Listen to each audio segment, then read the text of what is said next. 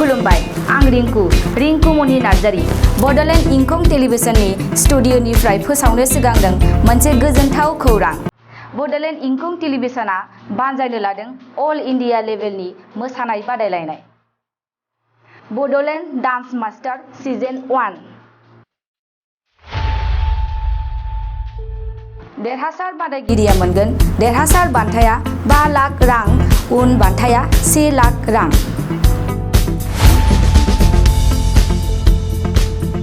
अनलाइननि गेजेरजों थिसनहरदो गावबा गावनि मुं। लिंकआ जाबाय www.bodolandinkhongtelevision.com।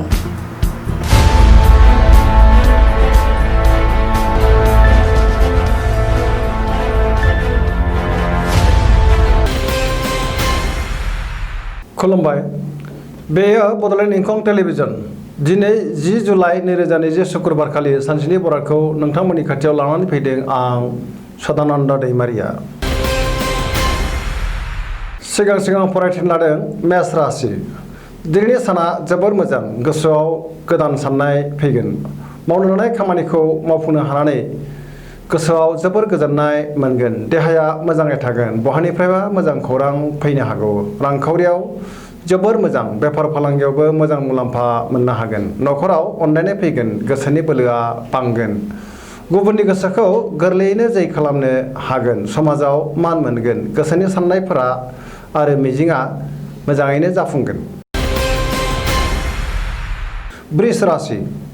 दिनैनि साना बारा मोजां नङा। गोसोखौ जोबोर गुलाय गुजाय आरो गिनाय मोनगोन। गोसोआव जिंगाया बांगोन। मावनो लानाय खामानिखौ मावफुंनो हानाय नङा। समाजाव अदेबानि मान मोननो हागोन। रांखावरियाव बारा मोजां नङा। बेफार फालांगियाव खहा जानो हागौ।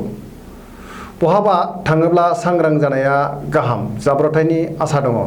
न'खराव बिसि फिसायनि गेजेराव अनलायनाय फैगोन। देहाया मोजाङै थागोन। गोसोखौ जोबोर रमान्टिक मोनगोन। मिथुन राशि। दिनैनि साना मोजां आरो गाज्रिनि गेजेरजों बाबेनलांगोन। देहाया मोजाङै थागोन।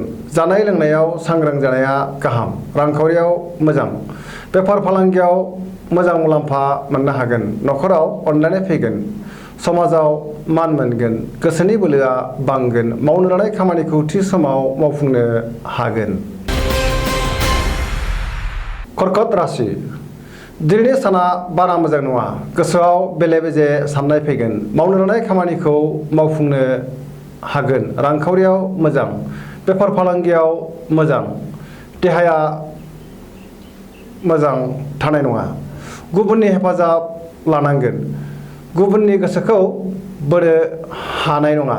न'खराव अनलायनाय फैगोन। समाजाव अदेबानि मान मोननो हागोन। सेंग्रा सिख्लाफ्रा गोसोखौ जोबोर रमान्टिक मोनगोन। सिंह राशि। दिनैनि साना बारा मोजां नङा।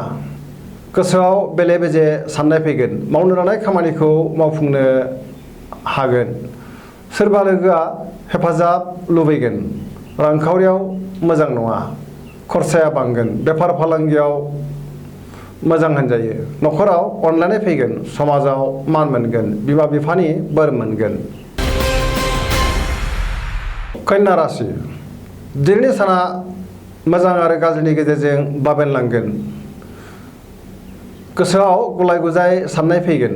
गुबुननि गोसोखौ बोनो हानाय नङा। रांखावरियाव मोजां। बेफार फालांगियाव मोजां। देहाया मोजाङै थागोन। न'खराव अनलायनाय फैगोन। गोबां खामानियाव हेंथा नुजाथिगोन। सोरजोंबा बाख्नाय जानोबो हागौ। तुला राशि।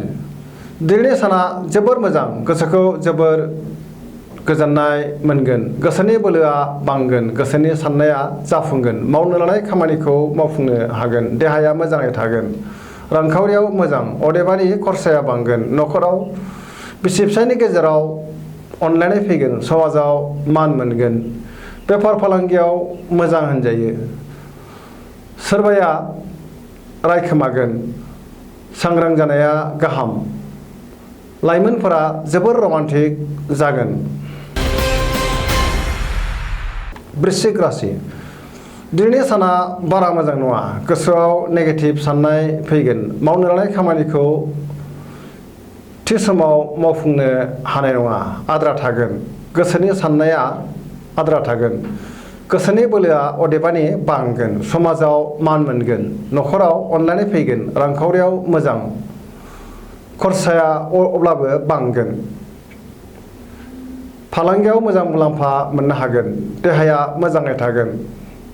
अब्लाबो जानाय लोंनायाव सांग्रां थानाया गाहाम। धनु राशि दिनैनि साना बारा मोजां नङा, गोबां बिथिङाव हेंथा नुजाथिगोन, अदेबानि गोसोआव बोलोआ बांगोन, मावनो लानाय खामानिखौ थि समावनो मावफुंनो हागोन, गोसोनि साननायफोरा जाफुंगोन, रांखावरियाव मोजांद्राय नङा, खरसाया बांगोन, बेफार फालांगियाव मोजां होनजायो, समाजाव मान मोनगोन, देहाया मोजाङै थागोन, जानाय लोंनायाव अब्लाबो सांग्रां थानाया गाहाम। मकर राशि दिनैनि साना जोबोर मोजां, गोसोनि साननायफोरा जाफुंगोन, सिगांनि आद्रा खामानिखौ मावफुंनो हानानै गोसोखौ जोबोर गोजोननाय मोनगोन, रांखावरियाव जोबोर मोजां होनजायो, मोननो गोनां धोनखौ दिनै मोननो हागोन, बेफार फालांगियावबो मोजां मुलाम्फा मोननो हागोन, गुबुनजों मोजां सोमोन्दो लाखिनो रोंगोन, गोब्राब खामानिखौ गोरलैयैनो मावफुंगोन, गोदान खामानि मावनो जोबोर गोसो दुंगोन आरो मावनो हागोन।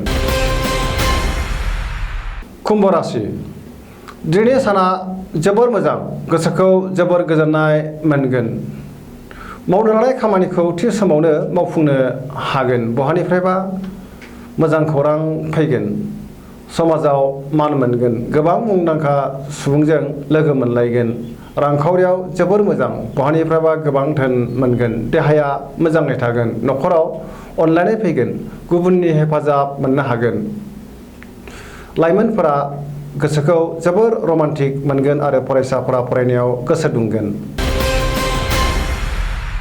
मीन राशि दिनैनि साना मोजां आरो गाज्रिनि गेजेरजों बाबेनलांगोन, गोसोआव गुलाय गुजाय साननाय फैगोन, देहाया मोजाङै थागोन, रांखावरियाव मोजां, मोननो गोनां धोनखौ दिनै मोननो हागोन, बेफार फालांगियाव मोजां मुलाम्फा मोनगोन, न'खराव अनलायनाय फैगोन, बहाबा थाङोब्ला सांग्रां जानाया गाहाम, जाब्रबथायनि आसा दङ, समाजाव मान मोनगोन, लोगोफोरनि हेफाजाब मोननो हागोन, गुबुननि गोसोखौ गोरलैयैनो बोनो हागोन, लाइमोनफोरा गोसोखौ जोबोर रमान्टिक मोनगोन आरो सेंग्रा सिख्लाफोरा गावबा गावनि गोसोनि साननायफोरखौ फोरमायलायनो हागोन। दिनैनि राशि फरायथिनाया एसेनोसै, जोबनायाव बेखौनो खावलायो जाहाथे नोंथांमोना सानफ्रामबो जोंनि बे बड'लेण्ड इंखं टेलिभिजनखौ नायबाय थायो आरो साबस्क्राइब खालामो। एसेनोसै, गोजोन्थों।